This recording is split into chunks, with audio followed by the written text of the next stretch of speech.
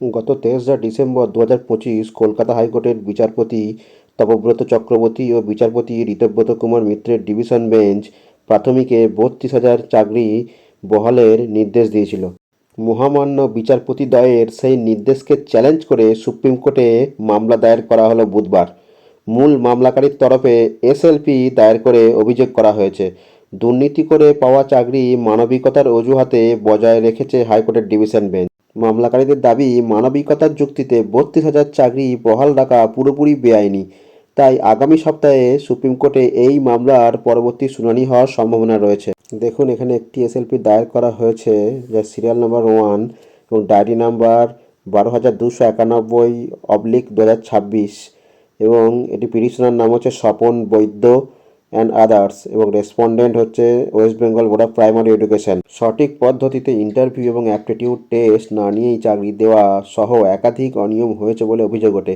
এরপরেই চাকরি বাতিলের নির্দেশ দেন প্রাক্তন বিচারপতি অভিজিৎ গঙ্গোপাধ্যায়।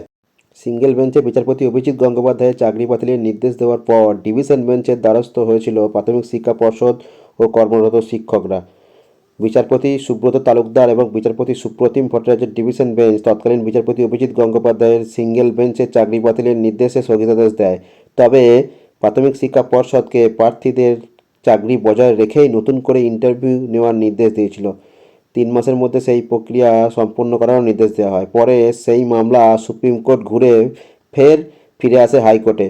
গত 28 এপ্রিল থেকে বিচারপতি তপব্রত চক্রবর্তীর ডিভিশন বেঞ্চে মামলার শুনানি শুরু হয়েছিল। টানা 6 মাস ধরে শুনানির শেষে 12 নভেম্বর 2025 সালে রায়দান স্থগিত রাখে আদালত এবং গত 23 ডিসেম্বর কলকাতা হাইকোর্টের বিচারপতি তপব্রত চক্রবর্তী এবং বিচারপতি ঋতব্রত কুমার মিত্রের ডিভিশন বেঞ্চে প্রাক্তন বিচারপতি অভিজিৎ গঙ্গোপাধ্যায় সিঙ্গেল বেঞ্চের নির্দেশ খারিজ করে 32,000 প্রাথমিক শিক্ষকের চাকরি বহাল রাখেন। সুপ্রিম কোর্টে এই মামলার চ্যালেঞ্জ হওয়ার সম্ভাবনা থাকায় আগে থেকেই ক্যাভিয়েট দাখিল করে রেখেছিল প্রাথমিক শিক্ষা পর্ষদ। এখন দেখার কবে এই মামলা শুনানির জন্য ওঠে। ধন্যবাদ।